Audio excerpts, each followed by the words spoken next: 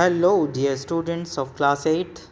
कल हमने बात की थी माइक्रो ऑर्गेनिज्म जो हमारे लिए फ़ायदेमंद है, यूज़फुल है या हमारे दोस्त हैं, उनके बारे में। आज हम बात करने वाले हैं उन सभी माइक्रो ऑर्गेनिज्म के बारे में जो हमें नुकसान पहुंचाते हैं या हमारे लिए हार्मफुल हैं या फिर हमारे लिए शत्रु हैं, एनिमी है, फो हैं। तो दो तरीके हैं जिसके द्वारा माइक्रो ऑर्गेनिज्म हमें नुकसान पहुँचाते हैं। जैसे यहाँ दे रखा है, causes disease in human, plants and animals. तो एक तरीका ये है कि माइक्रो ऑर्गेनिज्म हमारे बॉडी में अलग अलग तरह की बीमारियां पैदा करते हैं, ह्यूमंस में भी, प्लांट्स में और एनिमल में। तो बीमारी पैदा करते हैं, इसलिए ये हमारे लिए नुकसानदायक है। और ये स्पॉइल करते हैं फूड को, कपड़े को या लेदर को। हम देखते हैं लेदर से बनी हुई चीज़ों पर फंगस ग्रो हो जाता है, या जो कपड़े हैं अगर वो गीले रहते हैं तो वो सड़ने लगते हैं क्योंकि माइक्रोबियल ग्रोथ उनमें हो जाता है। या फिर खाना हमारा ख़राब हो जाता है, उसमें फंगस या दूसरी तरह के माइक्रो ऑर्गेनिज्म ग्रोथ करते हैं और उसको स्पॉइल कर देते हैं। तो पहले बात करेंगे डिजीज़ कॉजिंग, है ना, या इस तरह किस तरीके से हमें नुकसान पहुंचाते हैं हमारे पौधों में, हमारी बॉडीज़ में, मतलब इंसानों में और जानवरों में अलग अलग तरह की बीमारी पैदा करके। तो यहाँ पर एक टेबल दे रखा है जिसमें बताया गया है कि कौन से माइक्रो ऑर्गेनिज्म से कौन कौन सी बीमारी होती है। तो बैक्टीरिया से न्यूमोनिया, टिटनेस, ट्यूबरकुलोसिस, फंगी से स्किन डिजीज़ेस और फूड पॉइजनिंग, प्रोटोजोआ से मलेरिया, काला ज्वर, वायरस से पोलियो माइलिटिस, चिकन पॉक्स या एड्स, ल्यूकेमिया। ये कुछ बीमारियां हैं जो वायरस इन्फेक्शन से होती है। अब यहाँ एक बार एक वो भी दे रखा है, डायग्राम्स भी दे रखे हैं जिससे अलग अलग तरह के माइक्रो ऑर्गेनिज्म जो अलग अलग तरह की बीमारी पैदा करते हैं उनकी एक पिक्चर रिप्रेजेंट की गई है, पिक्टोरियल रिप्रेजेंटेशन यहाँ है। अब हम बात कर रहे हैं कि ऐसे माइक्रो ऑर्गेनिज्म जो हमारे अंदर बीमारी पैदा करते हैं, क्योंकि सभी ये माइक्रो ऑर्गेनिज्म तो नहीं करते, तो जो करते हैं उनको स्पेसिफिकली पैथोजेंस कहते हैं। The disease causing microorganisms, यहाँ डेफिनेशन दे रखी है, are called pathogenic microorganisms और सिंपली एज पैथोजेंस। तो पैथोजेनिक हम बोलते हैं ना, पैथोलॉजी, जहाँ पर हमें जांच करवाने जाते हैं हम, डायग्नोसिस होता है कि हमें कौन सी बीमारी हुई है। तो सिमिलरली ये जो वर्ड है, ये पैथो का मतलब होता है डिजीज़ कॉजिंग, है ना, रिलेटेड टू सम डिजीज़। तो पैथोजेंस का मतलब वो सभी ऑर्गेनिजम्स, माइक्रो ऑर्गेनिजम्स जो हमारे बॉडी में या पौधों की बॉडी में या एनिमल्स की बॉडी में या किसी भी तरह की लिविंग बींग्स की बॉडी में बीमारी पैदा करते हैं, उन्हें हम पैथोजेंस बोलते हैं। अब disease causing microorganisms can enter our body through, हमारे बॉडी में एंटर कैसे होते हैं ये सभी डिजीज़ कॉजिंग माइक्रो ऑर्गेनिज्म। तो यहाँ 3 तरीके दे रखे हैं। और हमें ये भी पता होना चाहिए कि हम मास्क क्यों पहनते हैं। आजकल हम बार बार मास्क क्यों पहनने के लिए कहा जाता है, क्योंकि हम जानते हैं कि कोविड का जो वायरस है वो एयर की मदद से जब हम सांस लेते हैं तो हमारे बॉडी में एंटर कर सकता है। और दूसरा व्यक्ति जो इन्फेक्टेड है, अगर वो छींकता है या वो खांसता है तो वो वायरस उसकी बॉडी से एयर में आ जाते हैं। और फिर अगर कोई दूसरा व्यक्ति है जो इन्फेक्टेड नहीं है और वो उसने मास्क नहीं पहना है तो वो वायरस उसकी बॉडी में एंटर कर सकता है। तो एक तरीका ये हुआ कि एयर के माध्यम से। दूसरा, खाने की, अगर मान लो कोई भोजन है जिसमें ऑलरेडी माइक्रो ऑर्गेनिज्म ग्रो कर चुके हैं, या कोई बीमार व्यक्ति है उसका झूठा खाना है, तो उसके सलाइवा से या उसके बॉडी से किसी भी तरीके से वो खाने में आया हो। और फिर पानी के माध्यम से, पानी से भी बहुत सारी बीमारियां फैलती हैं या बहुत तरह के माइक्रो ऑर्गेनिज्म पानी में ग्रो करते हैं। तो एयर, फूड और वाटर, ये 3 माध्यम है जिससे ये हमारे बॉडी में एंटर कर रहे हैं। अगला तरीका देखते हैं, कट्स इन स्किन और थ्रू डायरेक्ट स्किन कांटेक्ट। तो मान लीजिए किसी को स्किन डिजीज़ है और हमारी स्किन उसकी बॉडी से टच हो रही है या उस पार्ट से टच हो रही है जहाँ पर वो स्किन डिजीज़ के माइक्रो ऑर्गेनिज्म ग्रो कर चुके हैं, तो ऑटोमेटिकली वो हमारे स्किन पे ट्रांसफ़र हो सकते हैं। या फिर जैसे हम बात करते हैं सेम शेविंग ब्लेड यूज़ करने से भी, अगर किसी को स्किन डिजीज़ है और वो ब्लेड उन्होंने यूज़ किया है और सेम ब्लेड कोई और यूज़ कर रहा है तो भी ये माइक्रो ऑर्गेनिज्म ट्रांसफ़र होते हैं। तीसरा है carriers such as mosquitoes and flies. तीसरा तरीका है कि अगर मॉस्किटो, जैसे हम बोलते हैं मलेरिया होता है, तो एक्चुअली मॉस्किटो के सलाइवा में प्लाज्मोडियम रहता है जो कि एक तरह का प्रोटोजोआ है। वो जब ब्लड को सक करने के लिए प्रिक करता है हमारी स्किन को, तो ब्लड जम ना जाए इसलिए वो अपनी सलाइवा उसमें मिक्स करता है। तो सलाइवा मिक्स करने के कारण वो अपनी सलाइवा में प्रेजेंट इस प्रोटोजोआ प्लाज्मोडियम को भी हमारे ब्लड में मिक्स कर देता है, जो आगे चल के मलेरिया बीमारी हम में फैलाता है। तो ऐसे बहुत सारे वेक्टर होते हैं, जैसे चूहे, डॉग्स, दूसरे एनिमल्स भी, जिनके बॉडी में माइक्रो ऑर्गेनिज्म रहते हैं, लेकिन वो उनको प्रभावित नहीं करते हैं, लेकिन इनके माध्यम से ये इंसानों में पहुंचते हैं।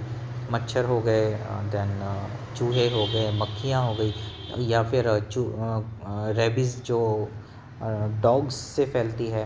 तो ये सभी बीमारियों के ये वाहक है, वेक्टर है। ठीक है, तो ये 3 तरीके हैं कि खाना, पानी और हवा से हमारी बॉडी में एंटर हो सकते हैं, कहीं कट लग जाए या स्किन डिजीज़ कांटेक्ट में आने से हो सकता है, carriers such as mosquitoes and flies and all, इस तरीके से हो सकता है। और एक और तरीका है जो यहाँ डिस्कस नहीं हुआ है, वो है कि मदर से बेबी में भी ये ट्रांसफ़र होती हैं। बहुत सारी ऐसी बीमारियाँ जो माइक्रोबियल होती हैं, वो मदर से भी बेबीज़ में ट्रांसफ़र हो सकती है वाइल फीडिंग मिल्क या फिर बर्थ के समय, जैसा कि HIV एड्स में हम देखते हैं। ठीक है, इसके बाद जो disease caused by micro organisms and virus, इसी को आगे पढ़ने वाले हैं हम। अभी हमने इतना डिस्कस किया है कि डिजीज़ कॉज कैसे करते हैं और वो कैसे हमारे बॉडी में एंटर करते हैं। अब डिजीज़ को 2 ग्रुप में बांटा गया है कि कम्युनिकेबल और नॉन कम्युनिकेबल। तो जितने भी माइक्रोबियल डिजीज़ होती हैं वो कम्युनिकेबल डिजीज़ होती है। कम्युनिकेबल मतलब एक व्यक्ति से दूसरे व्यक्ति में फैल सकने वाली बीमारी। देखो, अगर हमारे क्लास में मान लो कोई बच्चा है जो बहुत हेल्दी है, उसे ओबेसिटी है, या हमारे घर में किसी को डायबिटीज़ है, तो उनके साथ बैठ के खाना खाने से, उनके साथ हर तरह का मेल जोल करने से भी वो बीमारी ट्रांसफ़र नहीं होती। क्यों नहीं होती? क्योंकि ये नॉन कम्युनिकेबल डिजीज़ हैं जो माइक्रोबियल डिजीज़ नहीं है ना। ये ऑटोमेटिकली बॉडी में किसी तरह की चीज़ की बढ़ोतरी के कारण या कमी के कारण, डेफिशिएंसी वाले, या फिर जो अधिक मात्रा में बॉडी में कोई कंटेंट पाया जा रहा है, कोई न्यूट्रिएंट पाया जा रहा है या कोई चीज़ पाई जा रही है, उसकी वजह से होने वाली बीमारियाँ ट्रांसफ़र नहीं होती। तो ये नॉन कम्युनिकेबल डिजीज़ हैं। और कम्युनिकेबल डिजीज़ कौन सी होती हैं?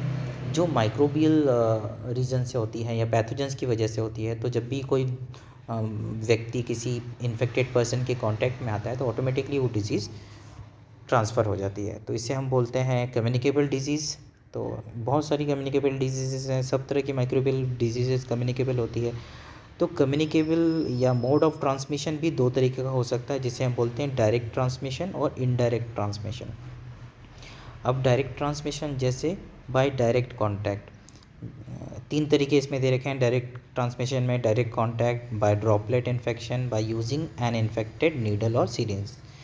तो डायरेक्ट ट्रांसमिशन कैसे हो रहा है? जैसे दे रखा है कि स्किन टू स्किन टच हो रहा हो, या फिर जैसे कि कुछ एक बीमारियां हैं जिसमें बॉडी से बॉडी टच होने पर, जैसे कंजक्टिवाइटिस हैं, जो आँखें लाल हो जाती है, जिसे हम बोलते हैं आँख आई है।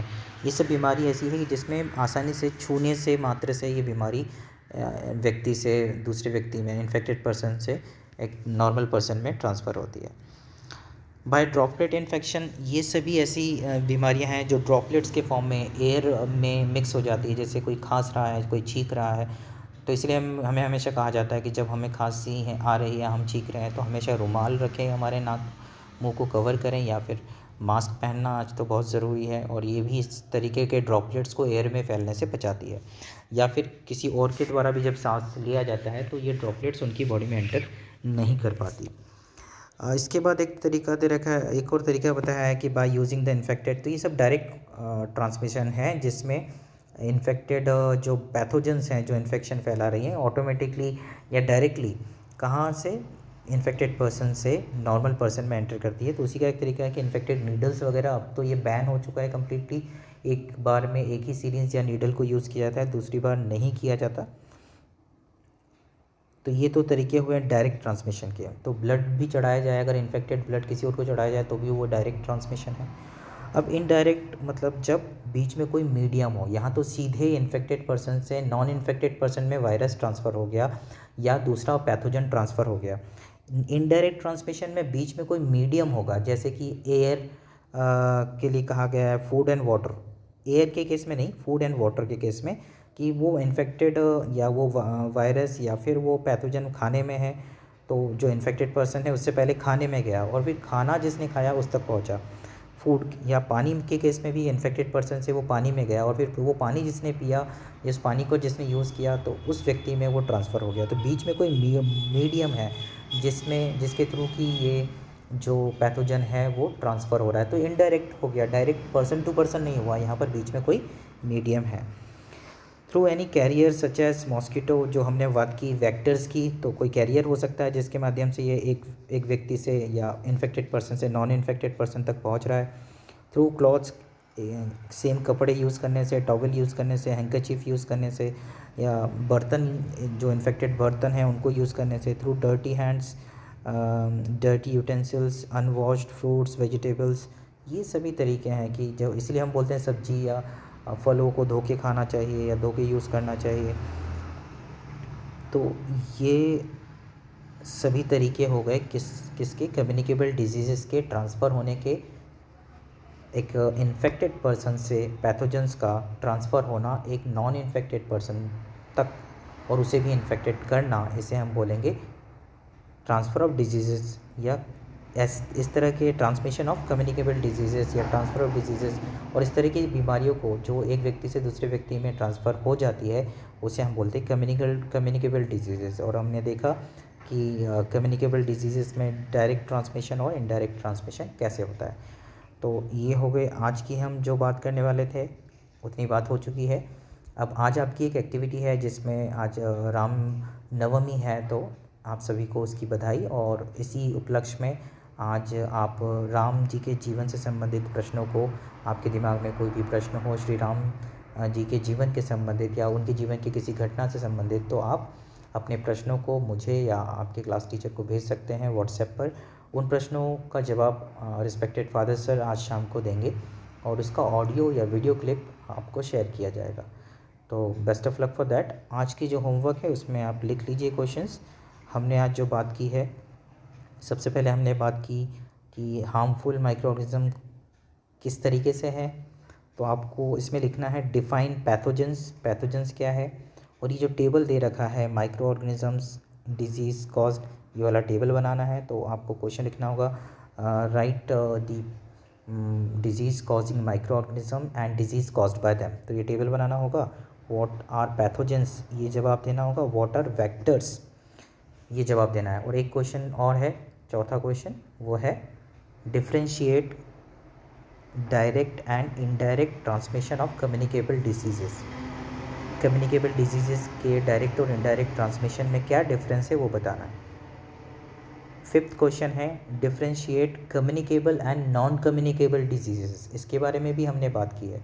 तो दो डिफरेंसेस लिखना है आपको, दो डेफिनेशन लिखना है वेक्टर और पैथोजन की, और एक टेबल बनाना है। तो ये कुछ 5 क्वेश्चंस आपको आज के होमवर्क में है। So do that, and whatever the doubts you have, you can directly ask me through WhatsApp. You can send an audio with your question. Okay, thank you, take care, bye bye.